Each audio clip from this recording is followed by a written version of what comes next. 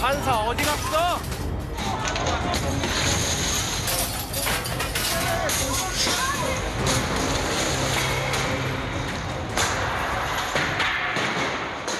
여러분 안녕하십니까?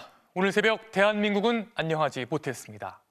내란 우두머리 피의자에 대한 법의 정의가 구현된 곳에서 무도한 폭도들에 의해 헌정 질서가 무참히 유린되는 이 일이 벌어졌습니다.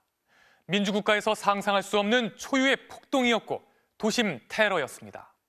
누가 이들을 선동했고 지금도 부추기고 있는지 오늘 뉴스데스크는 분명히 짚고 그 책임을 묻겠습니다. 먼저 오늘 새벽 있었던 윤석열 대통령에 대한 구속영장 발부와 이어진 폭동 소식을 박소희 기자가 보도합니다. 비상계엄을 선포합니다. 12.3 내란 사태가 발생한 지 47일, 피의자 윤석열 대통령은 결국 구속됐습니다.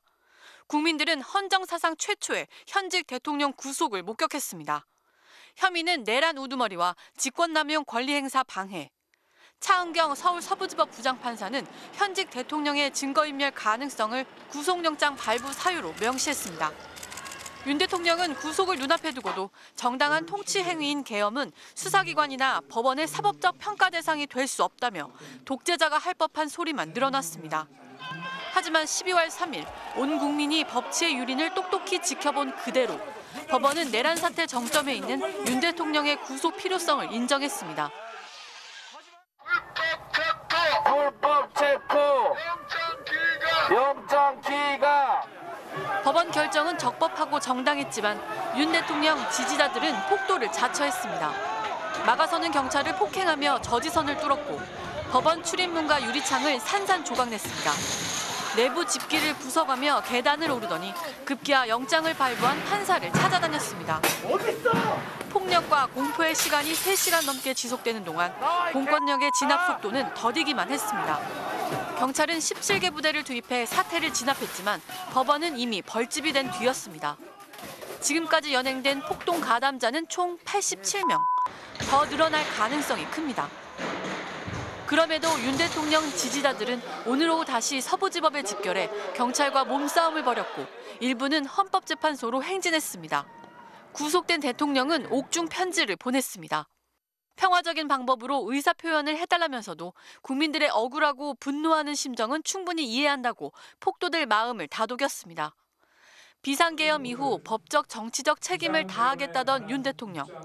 47일 동안 단 한 번도 약속을 지키지 않고는 혼란이 극에 달한 오늘마저 무책임했습니다. MBC 뉴스 박소희입니다. 지금부터는 법치주의의 최후의 보루인 법원에서 벌어진 폭동 현장을 자세히 전해드리겠습니다. 오늘 새벽 윤 대통령에 대한 구속영장이 발부된 뒤 극렬 지지자들은 경찰의 저지를 뚫고 법원에 난입했는데요. 법원의 집기를 마구 부수고 서버실에 들어가 기록을 지우려는 듯 물을 붓는 모습까지 목격됐습니다. 법을 내팽개친 폭도들이 공권력을 짓밟으면서 법원은 3시간 가까이 무법천지가 됐습니다. 변윤재 기자가 취재했습니다. 윤석열 대통령에 대한 구속영장이 발부된 새벽 3시쯤 법원 주변을 에워싼 시위대가 갑자기 건물 뒤로 몰려듭니다. 후문으로 와요. 후문으로. 후문 뚫렸어. 야, 후문 뚫렸어. 구속영장을 발부한 차은경 판사를 잡겠다며 순식간에 폭도로 돌변한 시위대는 급기야 소화기를 던지고 쇠막대기를 내리쳐 유리창을 깨고 법원으로 난입했습니다.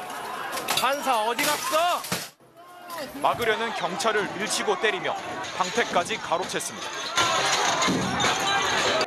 소화기를 난사하고 잠긴 셔터를 깨부수며 순식간에 100여 명이 법원 안으로 뛰어들었습니다. 경찰 저지선이 무너지는데 30분이 채 걸리지 않았습니다. 법원 안은 아수라장이 됐습니다. 건물 집기를 닥치는 대로 집어던지고 TV는 물론 은행 현금 자동 이출 금기까지 각종 시설을 마구잡이로 파괴했습니다. 1층 민원실부터 법정에 있는 3층, 판사 집무실에 있는 6층과 7층까지 거침없이 오르내렸습니다.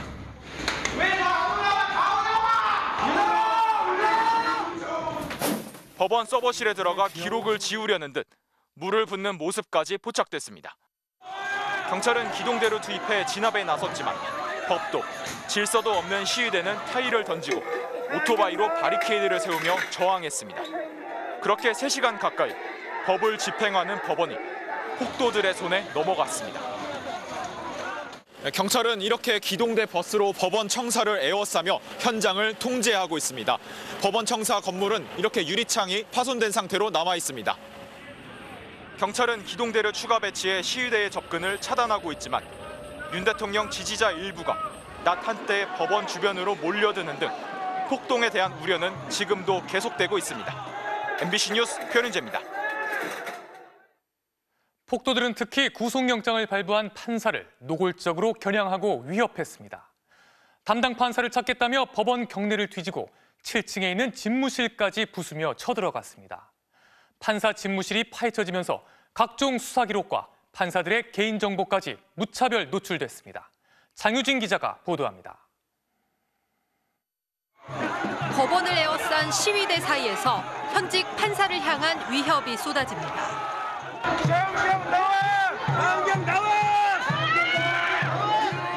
당직 법관으로 윤 대통령에 대한 구속영장을 발부한 서울 서부지법 차은경 부장판사입니다. 법원의 적법한 영장 발부를 믿을 수 없다며 유리창을 깨고 문을 부수며 난입한 뒤엔 협박의 수위가 더욱 거칠어졌습니다. 나와. 어딨어? 법원 1층 민원실로 들어가 집기를 파손한 폭도들은 이후 계단을 오르내리며 경찰을 비웃듯 건물 수색에 나섰습니다. 일반인의 출입이 엄격하게 통제되어야 할 법원의 모든 공간이 폭도들의 표적이 됐습니다. 어디 갔어? 어디 왔냐고? 현직 판사를 노골적으로 노리고 법원을 뒤진 폭도들은 영장 실질 심사가 열린 3층은 물론 판사들의 집무실이 있는 7층까지 거침없이 들이닥쳤습니다. 어디 있어요? 저 5층까지 올라가. 6층까지 올라가. 잠금 장치를 부수고 집무실을 파헤치면서 각종 사건 수사 기록은 물론 판사들의 개인정보까지 고스란히 노출됐습니다. 수사를 거부하는 내란죄의 피의자를 위해 사법부를 테러 대상으로 삼은 셈입니다. 차은경 판사는 다만 폭도들이 난입할 당시 법원 내부에 없었던 것으로 전해졌습니다. 차 판사는 경찰의 신변 보호를 요청했고 경찰은 내일 출근부터 보호 조치에 들어가기로 했습니다. 인터넷에는 지금도 차은경 판사를 노리고 주소 등 개인정보를 찾는다는 협박글이 끊임없이 올라오고 있습니다. 이번 폭력행위의 목적이 결국엔 예정된 구속적부 심사에 어떤 신부로든 영향을 미치려는 의도로 보이거든요. 특정 개인 판사의 성명까지 부르면서 위해를 가하려고 했다는 점에서 특히 우려스럽습니다. 결국 법원을 겨냥한 폭도들이 일말의 효능감도 갖지 못하도록 무관용 원칙에 따라 엄벌해야 한다는 게 전문가들의 지적입니다. MBC 뉴스 장유진입니다. 폭도들은 판사뿐 아니라 MBC 등 언론사 취재진과 일반 시민들까지 무차별적으로 폭행했습니다. 공수처 수사관은 차량이 부서진 채 위협을 당했습니다. 심지어 폭도들이 법원 주변을 통제하고 검문 검색까지 하는 상상할 수 없는 일까지 서울 도심 한복판에서 일어났습니다. 김세영 기자가 보도합니다. 폭도로 돌변한 시위대가 법원에 난입한 직후 법원 주변을 취재하던 MBC 취재진을 몇몇 시위대가 에워쌉니다. 촬영을 막고 급기야 카메라 등 장비를 빼앗으려고 했습니다. 카메라 뺐어. 취재진을 밀치고 바닥에 넘어뜨리고 발로 짓밟기까지 했습니다. 사법부에 이어 언론도 공격 대상이 된 겁니다. 경찰이 말려도 소용이 없었습니다. 말로 옮기기 힘든 협박이 쏟아졌습니다.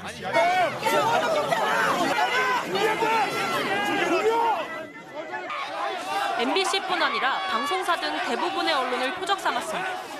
스스로 자경단이라도 된 듯 자신들이 점거한 법원 주변을 통제하고 신분증을 요구하는 초유의 일이 벌어졌습니다. 주변을 지나던 시민이 시위대에 둘러싸여 집단 폭행을 당하기도 했습니다. 수사기관도 예외가 아니었습니다. 구속영장 실질 심사를 마치고 돌아가는 공수처 수사관들이 탄 차량은 도로 한복판에서 시위대에 가로막혔습니다. 차량을 좌우로 흔들고 쇠막대로 유리창을 깨고 타이어까지 찢겨 오갈 수 없었습니다. 출동한 경찰도 시위대에 막혀 폭행당했고 결국 공수처 수사관들은 차를 두고 개별적으로 현장을 빠져나간 것으로 전해졌습니다.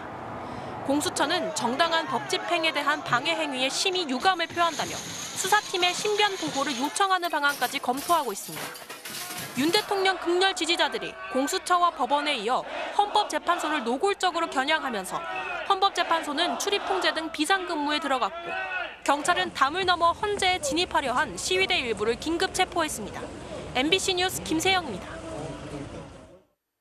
폭도로 돌변한 시위대 앞에서 공권력은 짓밟혔고 경찰은 무기력했습니다. 사실상 예고돼 있던 폭동에 경찰이 안이했던 것 아니냐는 지적도 나오고 있습니다. 시위대 87명을 체포한 경찰은 주동자는 물론 불법 행위자 전원을 구속 수사하겠다고 강조하고 법원 등에 대한 경계를 강화했습니다. 송서영 기자가 보도합니다. 법원 출입구를 막아선 경찰을 시위대가 밀어붙이자 대열이 순식간에 무너집니다. 폭도가 된 시위대는 빼앗은 방패로 경찰관을 내리치고 막아선 경찰의 얼굴을 마구잡이로 가격했습니다. 곳곳에서 머리에 피를 흘리고 바닥에 쓰러진 경찰관들이 속출했습니다. 경찰관 9명이 다쳤고 특히 이 가운데 4명은 전치 3주 이상의 중상을 입었습니다. 구속영장이 발부되기 전 3,000명 안팎의 기동대를 배치했던 경찰은 정작 구속영장이 발부된 뒤엔 규모를 1,000명 수준으로 줄였습니다. 시위대 규모가 3만 명에서 1,000명까지 줄어든 데 따른 결정이었지만 격앙된 시위대를 막지도 못했고 폭력 사태에 속수무책으로 당했습니다. 윤 대통령을 지지하는 극렬 시위대가 이미 법무부 호송 행렬을 막아서고 공수처 수사관 차량을 에워싸 부수는 등 사실상 폭동을 예고한 상황이었습니다. 경찰은 뒤늦게 긴급 지휘부 회의를 열고 법치주의에 대한 중대한 도전이라며 엄정 대응하겠다고 밝혔습니다. 폭력과 불법에 대해서 이런 사태 일으킨 사람에 대해서는 구속 수사 등 엄정하게 대처할 계획입니다. 1박 2일간의 시위에서 현행범으로 체포된 87명은 서울 시내 경찰서에 분산돼 조사를 받고 있습니다. 수사 전담팀을 꾸린 경찰은 불법 행위를 교사하거나 방조한 사람도 처벌하겠다며 향후 불법 폭력 집회에 대해선 단체를 불문하고 엄정 대응하라고 지시했습니다. 아울러 유사 상황이 다시는 발생해서는 안 된다는 엄중함을 인식하고 대처하겠다며 법원과 헌법재판소 등 관련 기관에 대한 경계를 강화하고 있습니다. MBC 뉴스 송서영입니다. 대법원도 폭도들에 대한 단호한 처벌을 강조했습니다. 법원 행정을 총괄하는 천대엽 법원행정처장은 폐허가 된 서울 서부지법을 찾아 이번 폭동은 법치주의에 대한 부정이라고 규정했습니다. 검찰과 경찰도 엄중 대응하기로 했습니다. 윤상문 기자가 보도합니다. 폭동의 현장을 급히 찾은 천대엽 대법원 법원행정처장. TV를 통해서 봤던 것보다도 10배, 20배의 참혹한 현장 상황을 확인할 수 있었습니다. 현직 대법관이기도 한 천 처장은 이번 폭동 사태를 법치주의 부정이자 매우 심각한 중대 범죄라 규정했습니다. 모든 것은 우리 헌법이 정한 사법 절차 내에서 해소되어야만 우리나라를 지킬 수 있다는 그 점에 대해서 깊은 이해를 해주시기를 간곡히 부탁드립니다. 대검찰청 역시 법치주의와 사법체계를 전면 부정하는 매우 중대한 범죄라며 서울 서부지검에 전담 수사팀을 설치하고 가담자를 일벌 100개 하기로 했습니다. 서울 서부지법 집단 난입 폭력 사태로 검거된 86명은 강도 높은 형사처벌을 피하기 어려울 전망입니다. 우선 형법상 건조물 침입과 공용물건 손상죄, 집시법 위반 등은 공통 적용될 수 있습니다. 폭동에 가담해 경찰관을 집단 폭행한 경우 특수공무집행 방해죄가 적용되고 경찰관을 다치게 했다면 특수공무집행 방해 치상죄가 적용돼 최소 징역 3년형의 처벌을 받게 됩니다. 이번 폭동을 법정형이 최대 징역 10년인 소유죄로 처벌해야 한다는 주장도 제기됩니다. 다중의 위력을 발휘해가지고 폭행 또는 협박으로 일정 곳의 평온을 해치는 범죄를 소유죄라고 하고요. 소유죄에 당연히 해당될 수가 있습니다. 특히 헌법기관 법원에 대한 초유의 집단 공격이라는 점에서 국헌 문란 목적의 폭동, 즉 내란죄 적용까지 검토해야 한다는 의견도 나옵니다. 헌법기관인 그 법원의 권능에 대한 저지 활동이기 때문에 국헌 문란의 폭동에 해당할 수 있다라고 생각이 들고 그게 바로 내란이죠. 검찰과 경찰은 이번 사태 관련자 전원을 구속 수사할 방침인데 구속영장 신청은 징역형 선고를 염두에 둔 것이기 때문에 선처 가능성은 작을 것으로 보입니다. 조희대 대법원장은 긴급 대법관 회의를 소집해 법원 기능을 정상화하고 재발 방지 등 법치주의를 복원하기 위한 대책을 논의할 예정입니다. MBC 뉴스 윤상문입니다. 그럼 윤 대통령 지지자들이 몰린 헌법재판소 앞 상황 살펴보겠습니다. 조금 전 MBC 취재진이 촬영한 영상인데요. 경찰 비공식 추산 700명가량이 서울 서부지방법원에 이어 지금은 헌법재판소 앞에서 신고되지 않은 집회를 이어가고 있습니다. 한때 격앙된 시위대가 경찰과 몸싸움을 벌이고 일부는 헌법재판소 담을 넘어 진입을 시도하다 체포되기도 했는데요. 경찰 기동대 15개 부대 900여 명을 투입했고 경찰 버스로 차벽을 세워 안국역 일대를 통제하고 있습니다. 경찰은 자진 해산을 권고하면서 헌법재판소에 대한 경계를 강화하고 있는 상황입니다.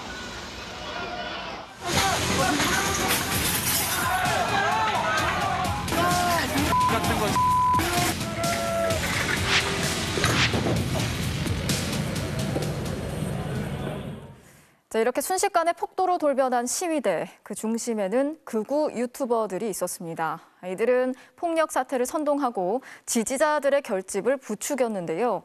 구속영장을 발부한 서부지법은 물론이고 헌법재판소와 언론사를 테러하겠다는 협박까지 서슴지 않았습니다. 특히 전광훈 씨는 국민 저항권이 시작됐다. 윤 대통령을 구치소에서 데리고 나올 수 있다면서 폭동을 정당화하는 망언을 반복했습니다. 윤수한 기자가 전하겠습니다.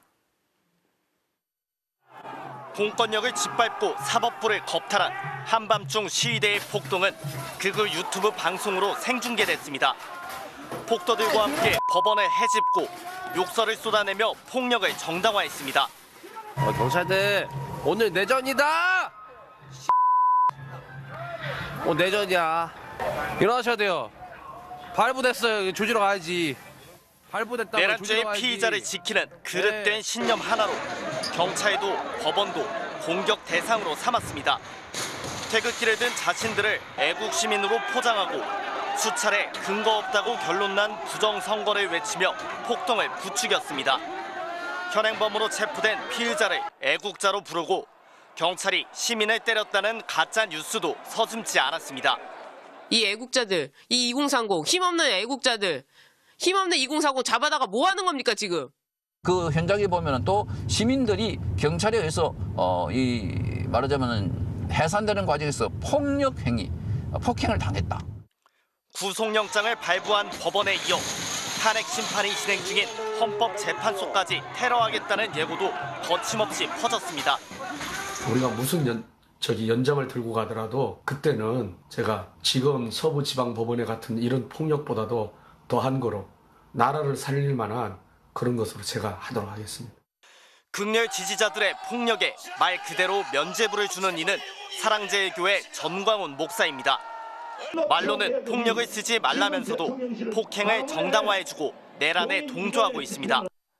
국민 저항권이 이게 이제 시작이 됐기 때문에 윤석열 대통령도요 구치소에서 우리가 데리고 나올 수도 있어요. 이승만 독재 정권에 항거한 4.19 민주화 운동의 정신이 담긴 저항권을 테러를 옹호하는 데 갖다 붙인 궤변입니다. 깨어난 젊은이들이 안으로 다 들어갔어. 법원 안으로. 국민 저항권밖에 없어. 일부 지지자들이 이른바 저항권의 빌미로 폭력 수위를 높여가자 이호영 경찰청장 직무대행은 극우 유튜버의 선동과 배후 가능성에 대해서도 충분히 수사하겠다고 경고했습니다. MBC 뉴스 윤수환입니다.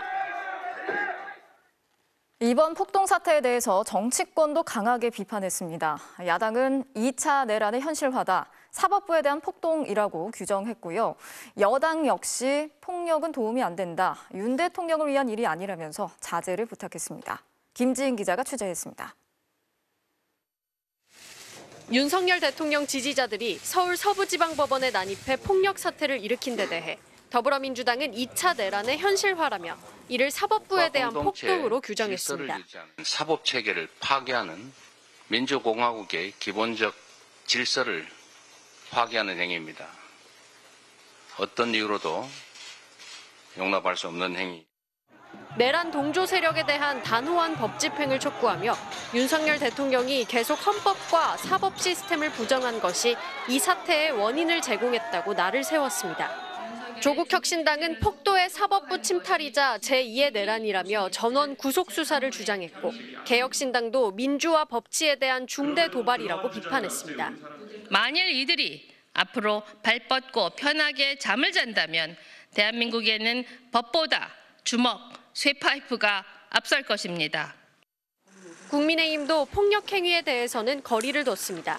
폭력은 안 된다면서 지지자들에게 자제를 호소한 겁니다. 이런 불법 폭력 행위는 그 어느 누구에도 도움이 되지 않습니다. 대통령을 위하는 일도 아닙니다. 시민 여러분들께서 자제해 주실 것을 간곡히 요청드립니다. 합법적 테두리 안에서 의견을 내야 시민의 공감을 얻을 수 있다고도 말했습니다. 다만 현직 대통령의 구속을 두곤 이재명 대표를 겨냥하며 야당 대표에게도 똑같은 잣대가 적용돼야 한다고 주장했는데 민주당은 야당 대표가 수사기관과 재판 출석, 구속영장 실질심사 출석에 불응한 적이 있느냐며 논리적이지도 않고 비겁하다고 반발했습니다. 우원식 국회의장은 법원 공격은 무장군인의 국회 침탈과 다를 바 없는 중대 범죄라며 우려스럽고 참담하다는 입장을 내놨습니다. MBC 뉴스 김지인입니다. 네, 이렇게 여당이 공식적으로는 이번 사태와 거리를 두는 듯 보이지만 사실 오늘 새벽 폭도들이 난동을 부린 바로 그 자리에 여당 의원이 있었습니다. 바로 국민의힘 윤상현 의원인데요. 윤 의원은 담장을 넘다가 체포된 이들에게 곧 훈방이 될 거라면서 안심을 시켰고 그 이후 시위대가 폭동을 일으켰습니다. 지윤수 기자가 취재했습니다. 영장심사가 한창인 시각, 국민의힘 윤상현 의원이 법원 앞에 나타났습니다. 윤 의원은 애국 시민들에게 감사드린다면서 담을 넘어 법원 내부로 침입한 사람들을 언급했습니다. 17명의 젊은이들이 또 담장을 넘다가 또 유치장에 있다. 그래서 또 관계자하고 얘기를 했고요. 아마 곧 혼방이 될 것이다. 이렇게 보고 있습니다. 윤 의원의 발언은 우파 성향의 인터넷 커뮤니티를 통해 실시간으로 전파됐습니다. 윤 의원님이 경찰서장과 통화했다. 체포됐는데 윤 의원이 전화로 다 잘 될 거다. 아무 걱정 말라 했다.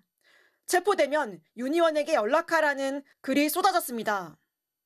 이후 영장이 발부되자 순식간에 시위대는 법원으로 몰려들어갔습니다. 사상 초유의 폭동으로 법원 내부가 초토화됐지만 윤상현 의원 측은 월담으로 연행된 청년 도움에 답한 것이라며 이후 기물 파손과 침입을 언급한 건 아니라고 주장했습니다. 국민의힘 지도부 역시 선동이 아니라면서 윤 의원을 두둔하고 나섰습니다. 폭력 사태 관련해가지고 국민의힘이 좀 선동한 결과다라는 지적이 있는데 좀 어떤 입장이세요? 누가 선동했죠? 왜 그렇게 근거 없는 말씀을 하시죠? 그러면서 폭력 책임을 시위대에 일방적으로 물을 수 없다며 경찰 탓을 했습니다. 바리케이트를 쳐서 폭력을 막으려는 시민을 방패로 내리찍고 명찰 없는 경찰이 현장에 다수 나선 모습을 납득하기 어렵습니다. 국민의힘은 앞서 김민전 의원이 청년 백골단을 국회로 끌어들였을 때도 의원 40여 명이 관저 앞을 찾아 영장 집행을 막아설 때도 당내 다양한 스펙트럼이 있다며 이들의 행동을 묵인해왔습니다. 민주당은 윤상현 의원의 발언은 습격하라는 명령과 다름없다며 습격, 폭동의 도화선으로 작용했을 수 있다고 강하게 비판했습니다. MBC 뉴스 지은수입니다. 윤석열에게 있습니다. 이번 폭동 사태가 일어난 데는 윤석열 대통령의 책임도 빼놓을 수 없습니다. 이번 사태에 대해서 윤 대통령은 억울하고 분노하는 심정을 이해한다면서 평화적으로 의사표현을 해달라 이렇게 당부를 했다고 하는데요. 그동안 윤 대통령은 고비고비마다 자신의 극렬 지지자들을 선동하면서 사실상 이런 불법 행위를 부추겨왔습니다. 강현석 기자의 보도 보시겠습니다. 사상 초유의 폭동 사태 반나절 만에 윤석열 대통령이 입장을 내놨습니다. 놀라며 안타까워했다. 물리적인 방법으로 해결하려는 것은 국가적으로는 물론 개인에게도 큰 상처가 될 수 있다고 했습니다. 헌법기관인 법원에 테러를 가하고 폭동을 일으켰는데도 이걸 해결하려던 것이라며 사실상 두둔한 겁니다. 그러면서 난동을 부린 시위대를 향해 억울하고 분노하는 심정은 충분히 이해하나 평화적인 방법으로 의사를 표현해 줄 것을 당부했다고 전했습니다. 폭력을 자제하라고 말한 것처럼 보이지만 윤 대통령은 그동안 극렬 지지자들의 과격 행동을 부추겨왔습니다. 1차 체포영장 발부 이튿날인 지난 1일에는 관저 앞 시위대를 향해 생중계 유튜브를 통해 애쓰시는 모습을 보고 있다며 함께 나라를 지키기 위해 끝까지 싸우겠다고 했습니다. 지금은 전쟁입니다, 여러분. 이 제재 전쟁, 대한민국을 바로 세우는 이 전쟁에 여러분이 전사입니다. 경호처를 방패막이 삼아 체포영장 집행에 불응해 놓고는 법이 무너졌다는 궤변을 늘어놓기도 했습니다. 안타깝게도 이 나라에는 법이 모두 무너졌습니다. 지지자들을 향해 법치주의를 무너뜨리라며 사실상 지시를 내린 겁니다. 대통령실 역시 이런 무법 행보에 보조를 맞췄습니다. 윤 대통령의 구속영장이 발부된 뒤 정진석 비서실장은 수석 비서관 회의를 열었지만 사법부의 공정성을 문제 삼았을 뿐 폭동 사태에 대한 언급은 한마디도 없었습니다. 오히려 헌정문란 목적의 폭동인지 헌정문란을 멈춰 세우기 위한 비상조치인지 결국은 국민이 판단하게 될 것이라며 폭동을 두둔한 듯한 글을 SNS에 올렸습니다. 정 실장은 폭동에 대한 언급을 왜 하지 않았는지 묻자 알아서 판단하라는 답변을 보내왔습니다. MBC 뉴스 강현섭입니다. 사법기관이 침탈당하는 초유의 사태가 벌어졌지만 최상목 대통령 권한대행은 8시간이 지나서야 입장을 내놨습니다. 엄정하게 수사하고 책임을 물으라는 특별 지시를 내렸는데 이렇게 뒤늦게 입장을 발표한 최 권한대행 역시 이번 사태의 책임을 피할 수 없다는 비판이 나오고 있습니다. 홍익표 기자가 전하겠습니다. 오늘 새벽 3시쯤 윤석열 대통령 구속 소식이 알려지자 폭도들이 법원을 습격하기 시작했습니다. 1,000명 넘는 경찰력이 투입된 끝에 3시간 만인 새벽 6시쯤 사태가 진압됐는데 대통령 권한대행인 최상목 경제부총리의 공식 입장은 오전 10시 55분쯤 나왔습니다. 헌정사상 초유의 폭력 사태가 시작된 지 8시간 가까이 흐른 시점이었습니다.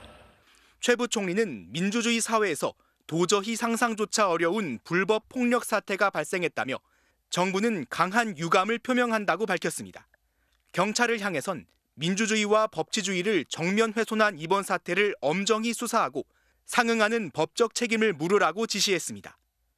이보다 먼저 경찰 지휘부가 긴급 회의를 거쳐 불법 행위자 전원을 구속 수사하겠다고 공언한 상황에서 대통령 권한대행의 특별 지시사항은 한 발 늦게 발표된 겁니다. 특히 극렬 지지자들이 법원 담장을 넘어 침입하는 등 폭력 사태의 전조가 엿보였던 어제 오후에도 최 부총리는 별다른 입장을 밝히지 않았습니다. 앞서 최 부총리는 윤 대통령 체포영장 집행과 관련해선 불상사가 없어야 한다고 여러 차례 강조했습니다. 체포영장 집행과 관련돼서 어떠한 상황에서도 시민이 다치시거나 그다음에 물리적 충돌로 인한 불상사가 있어서는 안 됩니다. 체포영장 집행이 시도되던 당일 새벽에는 경찰과 경호처를 향해 불행한 사태가 발생하면 책임을 묻겠다고 경고해 뒷북 대처라는 비판을 받기도 했습니다. 야당은 최 부총리를 향해 중립을 가장한 내란 동조를 국민이 더 이상 용납하지 않을 것이라고 경고했습니다. 그러면서 최 부총리가 헌법과 법률을 스스로 지키지 않아 불행한 사태를 키우고 있다며 내란 특검법을 즉각 제거하라고 강조했습니다. MBC 뉴스 송희표입니다. 윤 대통령에 대한 구속영장이 발부됐다는 건 법원이 사실상 윤 대통령의 내란 우두머리 혐의를 인정했다는 얘기입니다. 구속이 필요한 핵심 이유로는 증거인멸 우려가 꼽혔습니다. 조국현 기자가 보도합니다. 12.3 비상계엄 사태 47일 만에 내란 우두머리 피의자 윤석열 대통령은 구속됐습니다. 법원은 영장 심사가 시작된 지 13시간이 흐른 오늘 오전 2시 50분쯤 구속영장 발부 사실을 공개했습니다. 피의자가 증거를 인멸할 염려가 있다는 걸 핵심 발부 사유로 밝혔습니다. 윤 대통령은 김용현 전 국방장관 등과 공모해 지난달 3일 위헌 위법한 비상계엄을 선포하고 북한 문란을 목적으로 폭동을 일으킨 내란 우두머리 혐의 등을 받습니다. 구체적인 혐의는 국회 정치활동까지 금지한 불법적 계엄 포고령 선포, 군경을 동원한 국회 봉쇄, 비상계엄 해제 의결 방해, 주요 정치인과 중앙선관위 직원 체포 구금 시도 등입니다. 윤 대통령은 어제 법정에 나와 비상계엄 선포 이유 등을 설명했지만 법원은 내란 혐의가 소명된다고 판단했습니다. 내란 우두머리 혐의는 최대 사형에 처할 수 있는 중범죄입니다. 그만큼 범죄의 중대성이 크다는 점이 우선 영장 발부에 고려된 것으로 보입니다. 윤 대통령 지시를 받고 내란에 투입된 계엄군과 경찰 지휘부 등 10명이 앞서 구속 기소된 것도 법원 결정에 영향을 줬습니다. 법원은 윤 대통령이 비상계엄 전후 휴대전화를 교체하고 텔레그램을 탈퇴한 점 등에도 주목한 것으로 파악됐습니다.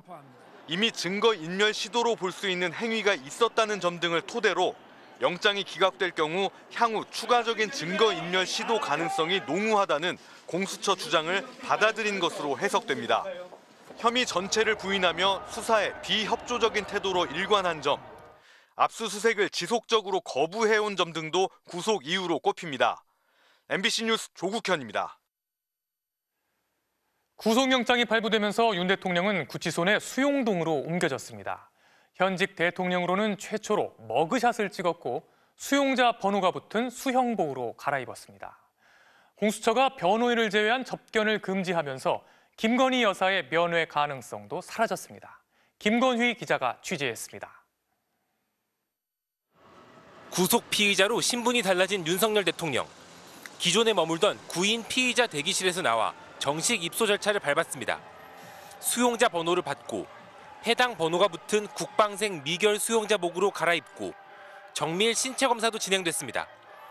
헌정사상 최초로 현직 대통령으로서 머그샷도 찍은 것으로 전해졌습니다. 신체 검사나 사진 촬영을 하지 않고 입고 갔던 정장을 갈아입지 않았던 나흘 전 체포 때와 달라진 점입니다. 윤 대통령은 수용동의 독방을 배정받은 것으로 알려졌습니다. 매트리스와 책상, TV, 세면대 등을 갖춘 독방의 크기는 보통 1에서 3평형 사이입니다. 윤 대통령의 독방 면적 역시 약 10제곱미터, 3평형 정도가 될 것으로 보입니다. 2017년 3월 구속돼 서울구치소에 수용됐던 박근혜 전 대통령이 비슷한 넓이의 독방을 썼고 이듬해 3월 서울 동부구치소에 수감된 이명박 전 대통령은 이보다 넓은 13.07제곱미터 독방에서 생활했습니다. 다만 윤 대통령은 현직 대통령 신분인 만큼 이보다 넓은 방을 받았을 수도 있습니다. 독거 수용자는 일반적으로 주 1회 온수 목욕, 하루 1시간 이내의 실외 운동을 할 수 있습니다. 구치소 측은 목욕과 실외 운동 시간을 조정해 다른 수용자들 동선과 겹치지 않게 조치할 것으로 보입니다. 윤 대통령은 대통령 경호처법에 따라 경호처의 경호는 계속 받습니다. 대신 4명 이내의 경호관이 수용동 외부 별도 건물에 대기할 뿐 근접 경호는 하지 않는 방식입니다. 서울구치소는 변호인 접견 외에 하루에 한 번의 면회를 허용합니다. 탄핵안 가결 이후 한남동 관저에 칩거 중인 김건희 여사의 면회 가능성도 제기됐지만 공수처는 변호인을 제외한 사람과의 접견을 금지하는 내용의 피의자 접견 등 금지 결정서를 서울구치소에 송부했습니다. 이로써 두 사람은 편지만 주고받을 수 있게 됐습니다. MBC 뉴스 김건희입니다. 서울구치소에 구속 수감된 윤 대통령은 오늘도 공수처의 소환 조사에 응하지 않았습니다. 이렇게 계속 조사에 응하지 않는다면 공수처가 방문 조사를 하거나 조사실로 강제 연행할 수밖에 없는데요. 지금 이 시각 서울구치소 앞 상황은 어떤지 알아보겠습니다. 이혜성 기자, 그곳에도 오늘 윤 대통령 지지자들이 모였죠? 네, 현재 윤석열 대통령을 지지하는 시위대는 150여 명 안팎으로 경찰은 파악하고 있습니다. 제가 아침부터 이곳을 지켜봤는데요. 오전에 10명, 많아야 20명이었는데 시간이 갈수록 인원이 늘어난 겁니다. 이들은 대통령 지지 손팻말을 들고 윤석열 대통령을 당장 석방하라고 외치고 있습니다. 구속영장이 발부되면서 시위대들의 행동도 더 격앙되고 거칠어지는 분위기입니다. 현장에 있는 취재진에게 다짜고짜 욕설을 하는가 하면 이를 만류하는 경찰 기동대에게도 한꺼번에 몰려들기도 했습니다. 경찰은 질서 유지와 충돌 예방을 위해 취재진과 지지자들 사이에 차벽과 바리케이드를 설치해둔 상태입니다. 오늘 윤 대통령을 옹호하는 집회와 시위는 대통령 영장이 발부된 서울 서부지법 앞, 정광훈 목사가 집회를 연 서울 광화문 앞, 또 헌법재판소 앞과 이곳까지 4곳에서 열렸는데요. 아침에 구치소 앞을 지키던 참가자들이 오후에 정광훈 목사 집회에 합류하러 가는 모습들도 볼 수 있었습니다. 윤석열 대통령은 오늘 공수처의 소환조사 통보에 응하지 않고 구치소에서 나오지 않았었는데요. 공수처는 이에 굴하지 않고 내일 오전 10시 출석을 오늘 중에 다시 통보하겠다고 밝혔습니다. 계속해서 출석하지 않을 경우 구치소 방문 조사나 조사실 강제 연행 등의 조치도 고려하는 것으로 전해졌습니다. 지금까지 서울 구치소 앞에서 MBC 뉴스 이혜선입니다. 윤 대통령 측은 영장심사에 출석하면서 법원에 잘못을 인정할 마지막 기회를 주려는 것이라는 황당한 주장을 폈습니다. 심사를 받는 피의자가 법원을 향해 기회를 주겠다는 상상을 뛰어넘는 오만한 태도를 보인 겁니다. 최고의 법 전문가를 자처해온 윤 대통령 측의 연이은 자충수는 결국 현직 대통령 최초의 구속, 즉 자멸의 결과로 이어졌습니다. 조희연 기자가 보도합니다. 윤석열 대통령 구속영장 실질심사가 시작되기 1시간 전, 윤 대통령의 40년 지기 석동현 변호사는 광화문 극우단체 집회를 찾아 사법부 비난을 이어갔습니다. 법원이 공수처의 수사권이 없는 점이라든지 또 이 재판관들이 잘못되었다든지 잘못을 인정하거나 오류를 신장할 생각을 안 했습니다마는 예상을 깨고 영장심사의 모습을 드러낸 윤 대통령의 출석 이유도 황당했습니다. 법원이 잘못을 인정하고 잘못을 시정할 마지막 기회라는 점을 저희들은 강조할 것입니다. 불법 체포영장을 발부하는 등 잘못을 이어간 서부지법에 만회할 기회를 주겠다는 겁니다. 변호인단은 급기야 변호사 100명보다도 대통령의 한마디가 울림이 클 거라며 영장 기각을 낙관하기도 했습니다. 사실관계나 증거관계, 법리 문제에 대해서 성실하게 설명하고 답변을 하셨습니다. 오늘 당연히 우리 입장에서는 좋은 결과를 기대하고 있습니다. 구속을 목전에 두고도 사법부 위에 군림하려는 오만함은 결국 구속이라는 결과로 이어졌습니다. 체포 적부심을 서울중앙지법에 냈다 기각된 것을 비롯해 화려한 법기술로 사법 시스템을 농락하려다 오히려 제덫에 걸리는 사례만 쌓아나갔습니다. 윤 대통령 측은 구속영장이 발부된 뒤에도 법원 판단을 존중한다는 흔한 언급조차 내놓지 않았습니다. 오히려 계엄 선포 행위는 수사기관이나 법원의 사법적 평가 대상이 될 수 없다는 독재적 발언을 서슴지 않았습니다. 검찰총장까지 지낸 법 전문가의 연이은 사법부 무시 행태가 결국 현직 대통령 첫 구속이라는 결과로 이어진 자충수가 됐지만 윤 대통령은 끝까지 사법부를 무시했습니다. MBC 뉴스 조희원입니다. 미결 수용자 신분이 된 윤석열 대통령, 이제 구속기한이 만료되는 2월 5일을 전후로 재판에 넘겨질 전망입니다. 만약 구속 적부 심사도 청구를 하게 되면 기소 일정은 더 늦춰지겠죠. 늦어도 2월 중순부터는 형사재판과 탄핵심판을 동시에 받아야 할 것으로 보입니다. 구나영 기자가 앞으로의 수사 일정 정리했습니다. 엉터리 구속영장 발부라는 윤 대통령 측 주장에 공수처는 바로 유감을 표했습니다. 공수처는 윤 대통령이 구속 불복, 구제 등 사법 시스템 내 방법으로 해결하려는 노력 없이 법치를 부정하고 있다고 직격했습니다. 공수처는 어제 영장 심사 이후 벌어진 공수처 수사팀 차량 습격 사건에 대해선 강경 대응 방침을 재확인했습니다. 윤 대통령 구속에 성공한 공수처에게 남은 시간은 이제 약 일주일 정도입니다. 검사는 피의자를 열흘간 구속할 수 있고 법원이 허가하면 최장 20일까지 구속이 가능합니다. 공수처는 대통령 기소권이 없기 때문에 구속 만기 전 검찰에 사건을 넘겨야 하는데 앞서 두 기관은 열흘 정도씩 기간을 나누기로 잠정 합의한 바 있습니다. 결국 공수처는 이번 주 안에는 윤 대통령 조사를 마무리해야 한다는 뜻입니다. 윤 대통령의 구속 만기일은 체포 시점부터 따져야 해 다음 달 3일쯤이 될 걸로 보입니다. 다만 윤 대통령이 청구한 체포 적부 심사 기간은 구속 기간에 포함되지 않아 실제 구속 만기일은 2월 5일 전후가 될 전망입니다. 윤 대통령 측이 구속 적부심도 청구한다면 하루 이틀 일정이 더 늦춰질 수 있습니다. 결국 윤 대통령은 늦어도 2월 초중순부터는 형사재판과 탄핵심판, 두 개의 재판을 동시에 받아야 하는 처지가 됩니다. MBC 뉴스 구나연입니다. 자, 구나연 기자가 지금 공수처에 나가 있는데요. 바로 연결해서 좀 더 자세한 상황 들어보겠습니다. 자, 구 기자. 먼저 어제 5시간에 걸친 구속심사 도중에 영장판사가 윤 대통령에게 딱 한 가지 질문만 직접 했었다. 이런 소식이 들어왔죠. 어떤 건지 내용부터 좀 전해주시죠. 네, 어제 구속영장 심사에서 윤 대통령이 직접 받은 질문은 하나였던 것으로 알려졌는데요.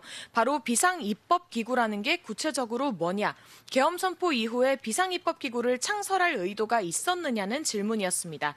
이 비상입법기구라는 건 12월 3일 계엄 선포 직전 열린 국무회의에서 윤 대통령이 최상목 당시 경제부총리에게 전달한 쪽지에 담긴 문구였습니다. 해당 쪽지에는 조속한 시일 내에 예비비를 확보하고 국회에 각종 자금을 끊으라는 내용이 적시돼 있었던 것으로 알려졌죠. 그러면서 비상입법기구 관련 예산을 마련하라는 지시도 있었는데요. 별도의 입법기구를 만들려는 사전 준비로 해석될 수 있는 중요한 내용입니다. 특히 어제 재판부가 이 문제를 콕 짚어 물은 건 내란죄가 목적이 입증돼야 처벌할 수 있는 범죄이기 때문으로 보입니다. 그런데 이 핵심 질문에 대한 윤 대통령 답변은 예상 외였습니다. 윤 대통령은 침묵 끝에 김용현 장관이 쓴 것인지 내가 쓴 것인지 기억이 가물가물하다고 했다고 전해졌는데요. 국헌 문란의 목적을 부인하려는 과정에서 또 김용현 전 장관 핑계를 댄 셈입니다. 앞서 윤 대통령 측은 헌재에 낸 답변서에 김 전 장관이 군사정권 시절 계엄 포고문을 잘못 뺏겨 국회 활동 금지 문구가 들어갔다고 주장했다가 김 전 장관 측 반박을 마주했죠. 윤 대통령이 궁지에 몰리자 부하에게 책임을 돌리는 모습을 연이어 보이고 있는 겁니다.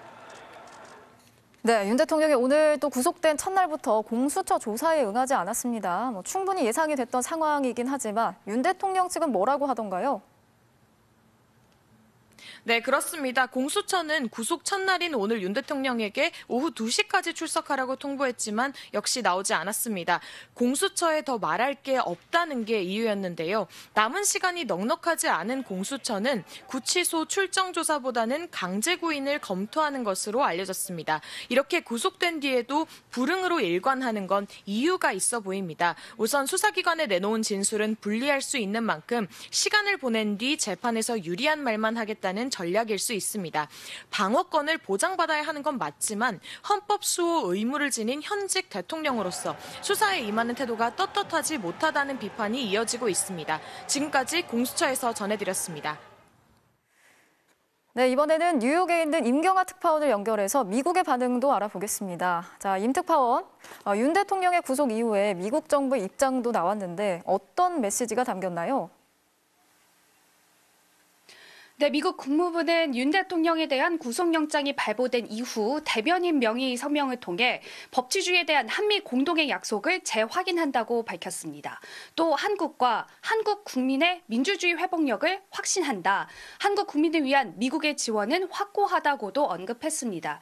대체로 지난 15일 윤 대통령 체포 때 나왔던 백악관 입장과 비슷한 메시지인데요. 이미 미국 정부는 이 모든 사태의 시작점인 윤 대통령의 비상계엄 선포를 심각한 오판이다, 충격적이라고 강하게 비판한 이후 탄핵, 체포, 구속까지 이 주요 기점마다 헌법적 절차를 강조하며 확고한 지원 의지를 밝혀오고 있습니다. 다만 동맹 관계를 중요하게 여겨온 바이든 행정부는 이제 내일이면 물러납니다.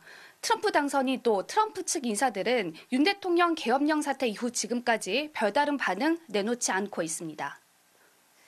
자, 윤 대통령이 구속된 이후에 벌어진 폭동 사태에 대해서도 보도가 나오고 있다고요. 어떻게 보도를 하고 있습니까?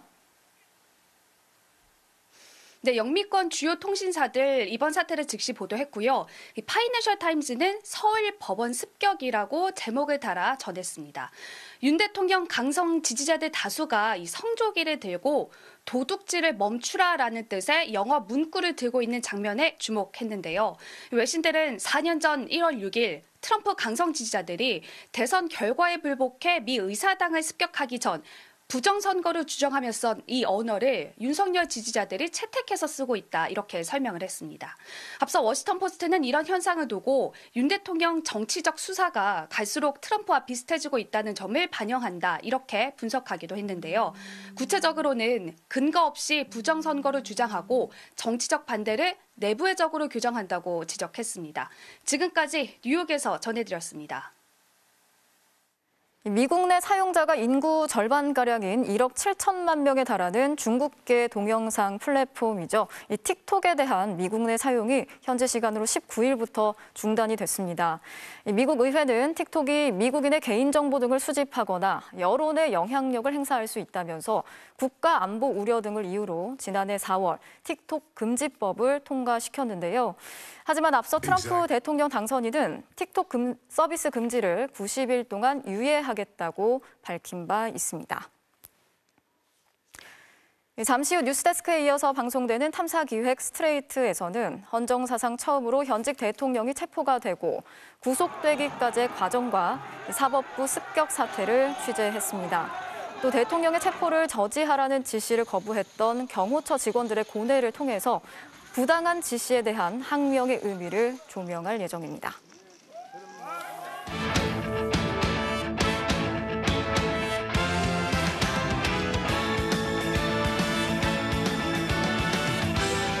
일요일 밤 스포츠 뉴스입니다. 배드민턴 세계 랭킹 1위 안세영 선수가 인도 오픈 정상에 올라 올해 들어 출전한 두 번의 국제대회를 모두 휩쓸었는데요.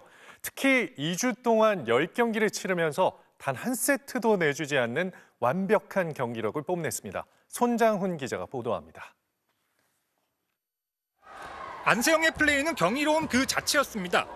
네트를 살짝 넘어가는 절묘한 헤어핀, 코트 구석구석을 찌르는 대각 공격까지 세계 랭킹 12위 태국의 초추엄을 쉴 새 없이 흔들면서 점수를 따냈습니다. 그리고 1세트를 21대 12, 큰 위기 없이 9점 차로 손쉽게 가져왔습니다. 2세트에선 철벽 수비가 돋보였습니다. 몸을 날려 셔틀콕을 걷어 올린 것도 모자라 역동작에 걸렸는데도 공격을 받아 넘겼습니다. 믿기 힘든 반사신경의 랠리가 길어지자 지친 상대는 어이없는 실수를 거듭했고 안세영은 더 큰 점수차로 2세트를 따내 경기를 불과 40분 만에 끝냈습니다. 라켓을 하늘로 던지며 2주 연속 우승의 기쁨을 만끽한 안세영. 올해 들어 가진 10경기를 모두 무실세트 승리로 장식해 여자 단식 세계 최강임을 다시 한번 입증했습니다.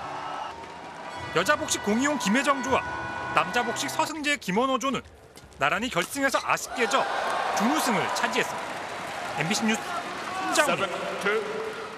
프로농구 올스타전이 만원 관중의 뜨거운 열기 속에 펼쳐졌는데요. 선수들은 화려한 플레이로 별들의 축제를 빛냈습니다. 8년 만에 부산에서 열린 올스타전. 경기장에 9천 명이 넘는 팬들이 몰려 매진 사례를 기록했습니다. 선수들은 물론 감독들도 달고 닦은 충실력을 뽐내면서 축제 분위기를 한껏 띄웠고요. 본 경기에선 화려한 플레이로 팬들의 눈을 즐겁게 했습니다. 경기 막판에는 김선영에 이어 허훈도 덩크슛을 시도하는 진풍경까지 연출했네요. MVP는 1인 엘리웁 덩크슛과 더블 클러치 묘기를 포함해 양팀 최다인 41점을 몰아친 원희가 2년 연속 받았고요. 여성 팬을 뛰어넘는 엄청난 점프력을 발휘한 조준희가 50점 만점을 받아 덩크왕의 자리에 올랐습니다.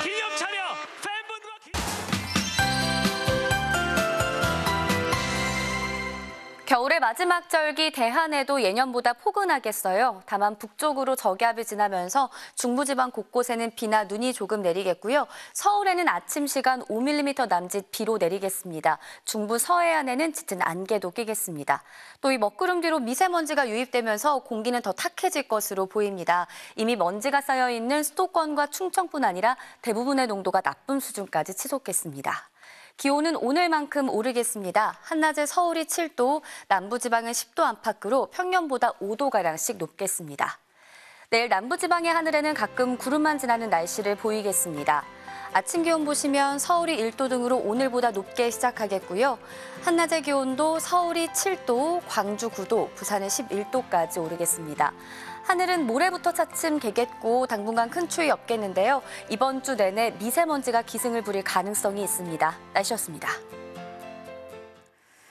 네, 오늘 새벽 윤 대통령에 대한 구속영장 발부 과정에서 MBC 기자를 포함한 취재진들이 폭도들에게 집단으로 폭행을 당하고 취재 장비까지 탈취당하는 일이 벌어졌습니다. 네, 이 같은 폭력 사태, 헌법 가치인 언론 자유를 유린한 폭거인데요. MBC는 정부 당국의 강력한 조치를 촉구하며 앞으로도 공영방송 본연의 역할을 다할 것을 약속드리겠습니다. 정당한 법 집행에 대한 완강한 거부와 궤변으로 극렬 지지자들을 선동해 폭도로 만든 자 누굽니까? 지금도 헌법을 유린한 폭동을 옹호하고 있는 자들은 정녕 이 나라의 국회의원과 정치인이 맞습니까? 민주국가에서 헌법 질서를 부정한다면 공직자로서는 물론 한 명의 시민으로서도 자격이 없습니다. 뉴스를 마칩니다. 고맙습니다.